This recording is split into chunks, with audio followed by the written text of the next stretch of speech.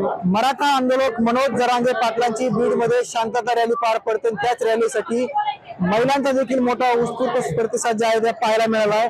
महिला भगिनी जे आहेत ते सकाळपासूनच जे आहे ते मनोज जरांगे पाटील यांच्या शांतता रॅलीमध्ये सहभागी झालेले आहेत.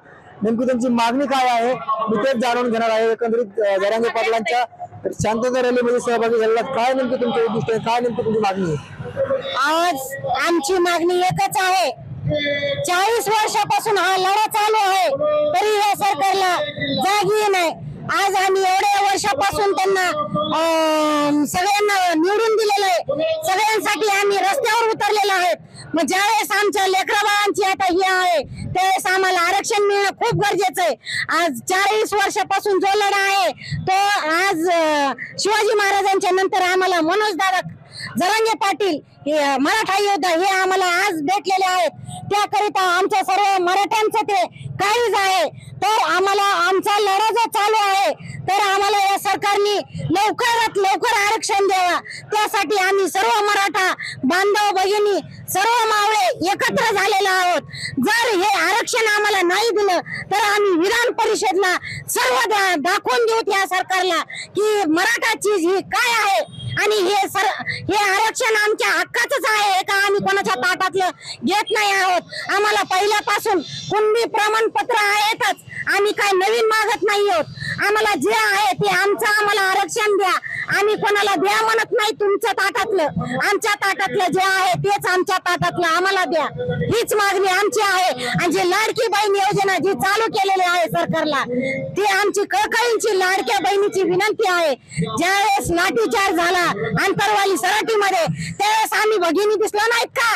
लाठीचार्ज होता ना या सरकारला, त्यावेळेस झोपले होते का हे सरकार? आणि आता दिसायला लागले का 3 आणि 4 महिन्यासाठी लाडकी योजना चालू करायला लागले. आम्हाला ती लाडकी योजना पाहिजे नाहीये. आम्हाला आमचं हक्काचं आरक्षण पाहिजे. आम्ही आरक्षण घेतल्याशिवाय राहणार नाहीत आणि या सरकारला झोपू देणार नाहीत. यापेक्षा ही तीव्र आंदोलन आमची करण्याची तयारी आहे. जे मनोज दादा सांगते त्या प्रकारे आम्ही मुंबई पर्यंत आमची जाण्याची सर्वांची तयारी आहे. एवढंच बोलते. मनोज जरांगे पाटलांची शांतता रॅली पार पडते. आक्रमक होतात महिला. नेमकी काय नेमकी एकंदरीत भावना आहेत आणि सरकारला 13 तारखेची वेळ दिलेली मनोज जरांगे पाटलांना त्यांनी 13 तारखेचा जो अल्टिमेटम दिलेला आहे आमच्या दादांनी त्याच्या आत त्यांनी आरक्षण जाहीर करावं ही आमची कळकळीची विनंती आहे. आम्ही ज्या भगिनी आहेत तो दादांसाठी आम्ही कधी पण आम्ही तयार आहेत. विनंती करणारच नाहीत आम्ही. आता जे दादा म्हणतील त्याच्यासाठी आम्ही पुढाकार घेतलेला आहे. त्यांनी फक्त आदेश द्यावा. दादांनी त्या प्रत्येक आदेशाचं पालन हा मराठा करेलच. मराठा काय हे आम्ही दाखवून देऊ आता निवडणुकीमध्ये. बघू शकतो मराठा काय आहे आम्ही दाखवून देऊ. काय सांगाल? आक्रमक होता, टोपी घातलेली, एक मराठा लाख मराठा म्हणलाय. आम्ही त्यांना आता विनंती करणार नाहीत, हात जोडणार नाहीत. आतापर्यंत 6-10 महिने झाले आम्ही त्यांना हात जोडतो, पाया पडतो. लहान लहान लेकरं आमचे त्यांच्या पाया पडतात पण त्यांना काही घाम फुटत नाही. आम्ही काय त्यांना आता शरण जाणार नाहीत. आता आमचा काय मराठी कायदा ते आम्ही त्यांना दाखवू. आता नाहीतर या इलेक्शन मध्ये त्यांना दाखवून दिलेलं आहे. आता ह्याच्या पुढे दाखवून देऊ आणि मनोज दादा जरांगे यांनाच मंत्री करू आम्ही आणि त्यांच्याकडेच आम्ही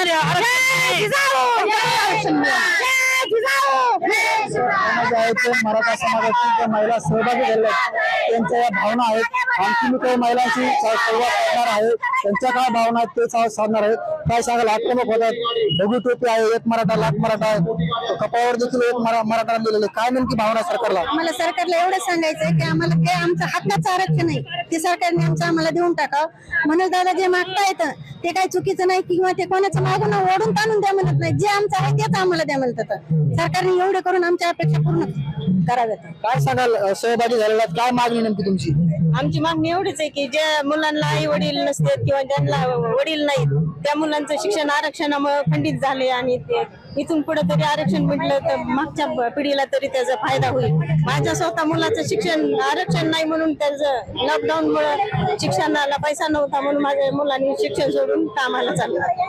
त्याच्यामुळे आरक्षण मिळायलाच हवंय. काय सांगशील? आज सहभागी झालेल्या मोर्चामध्ये काय भावना नेमकी तुझ्या सरकारपर्यंत? मला 1,000ची चॉकलेट नको. आमचं पुढे चालून बघितलं पाहिजे. आम्हाला आमचं आरक्षण पाहिजे. आमचं हक्काचं आरक्षण पाहिजे. मनोज दादा तर आरक्षण मागतायत पण सरकार देतो म्हणतंय, सरकारला काय सांगणार तुझं? नाही लवकर जर दिलं तर चांगलं होईल, नाही तर आम्ही मुंबईला निघायला तयारी करू. मुंबईला देखील महिला निघणार, आणखी महिलांसोबत आपण बातचीत करण्याचा प्रयत्न करणार आहोत. काय भावना नेमकी? महिला भगिनी देखील सहभागी होतात मोठ्या संख्येने. सरकारने एक लाडकी बहीण योजना आणली आहे, काय आता वेगवेगळ्या आरोप झाले, त्यांनी म्हटलं लाडकी बहीण आहे, लाडक्या बहिणीची मागणी पूर्ण करा. लाडक्या बहिणीची मागणी आम्हाला नको होती, ती मागणी आम्हाला 1500 रुपयाचं जे चॉकलेट दिले आम्हाला ते अजिबात नको. मतदान जवळ आले तुमचं, त्याच्यामुळे तुम्हाला लाडक्या बहिणी दिसल्या. आतापर्यंत लाठीचार्ज झाला तेव्हा लाडक्या बहिणी तुम्हाला दिसल्या नाही का? आणि यापुढेही या लाडक्या बहिणी काय काय करू शकतील हे तुम्हाला आम्ही नंतर दाखवून देऊ जरांगे पाटलांच्या माध्यमातून. आणि यानंतर त्यांनी जरी आरक्षणाचं आता काही 13 तारखेपर्यंत नाही पूर्ण केलं तर आम्ही मुंबई काय दिल्लीला सुद्धा यायला आम्ही तयार आहोत. काय नेमकी मागणी करणं? आक्रमक होतात महिला. सरकारने 13 तारखेचा अल्टिमेटम दिलेला आहे, काय मागणी असणार आहे तुमची एकंदरीत? आम्हाला आरक्षणाची मागणी आहे, आमची दुसरी काय मागणी. आणि जे आमच्या बांधवांवर जे केस झालेले आहेत त्या पूर्ण मागे घेतल्या पाहिजेत त्यांनी. हक्काचं जे आमचं आरक्षण आहे ना, आम्ही कोणाच्या ताटातलं मागत नाही. जे आमचं पूर्वीपासून हक्काचं आहे तेच मागतो आम्ही. जे दुसरे आयते खात आहेत ते त्यांना खायला जे जातीवाद निर्माण केलेला आहे तो जातीवाद होण्याचा प्रश्नच नाही ना. काही आमचं ते हक्काचं आहे ना, ओबीसीचं. आम्ही म्हणतोय ना ते आमचंच आहे. सरकारने एक बैठक बोलवली होती, मात्र विरोधी पक्षातील जे मंडळी आहेत, नेते मंडळी, एकही मंडळी तिथे गेलेलं नाही. यावर तुम्ही काय सांगाल? त्या नेत्यांना हे जे आरक्षण आहे ते द्यायचंच नाही ना, त्याच्यासाठी ते तोंड लपवत आहेत. ते जर दिलं असतं ना, हे जेवढं भांडण झालंच नसतं, हे सभा निघल्याच नसत्या, रॅलीची गरजच नव्हती. दादानी जे आता 1 वर्ष झालं त्यांनी त्यांच्या घरावर तुळशीपत्र ठेवलेलं आहे. मग आम्हाला एक दिवस त्यांच्यासाठी काढणं गरजेचं आहे. त्यासाठी या महिला आम्ही इथं 8 वाजल्यापासून उभे आहेत. आणि असंच आम्हाला दादांनी जर नियोजन करायला सांगितलं, प्रत्येक महिन्याला 8 दिवसाला या म्हणले तरी आम्ही यायला तयार आहेत. रोज जरी सगळेजण पूर्ण घरोघर आम्ही रस्त्यावर उतरणार. मुंबईला चला म्हणले तर आम्ही निघणार. पहिलं सगळे जेंट्स लोक जरी असले तरी आता प्रत्येक घरातली महिला त्यांच्या पाठीशी उभा आहे. काय सांगाल एकंदरीत मराठा आरक्षणादरम्यान सरकारने एक बैठक बोलली होती, जे विरोधी पक्षाचे जे नेते मंडळ आहेत त्यांना बोलले होते, मात्र बहिष्कार टाकला बैठकीवर. तुमचं काय सांगणार? त्यांनी जाणून बुजून बहिष्कार टाकलाय ना. आम्हाला आरक्षण आमचं द्यायचं नाही त्यांना म्हणून तोंड लपवायले ते आणि जातीभेद तीच करायले आणि आमच्या दादावर आरोप लावायले. आमचं सगळं शांततेत आहे. आमचं सगळं शांततेत आहे आणि शांततेतच चालणार आहे शेवटपर्यंत. आम्ही आरक्षण घेईपर्यंत शांततेतच राहणार आहे. आणि ज्या वेळेला नाही मिळणार त्यावेळेला आम्ही मराठा काही दाखवून देऊ त्यांना. ते पण शांततेतच दाखवून देणार. मराठा समाज आम्हाला जर आरक्षण नाही दिलं तर शांततेतच त्यांना दाखवून देणार त्यांची जागा काय आहे ती. आतापर्यंत आम्ही त्यांच्यासाठी खूप काही सहकार्य केलेलं आहे. आमचे 300 मावळे मरण पावले तरी सरकारला जागी नाही.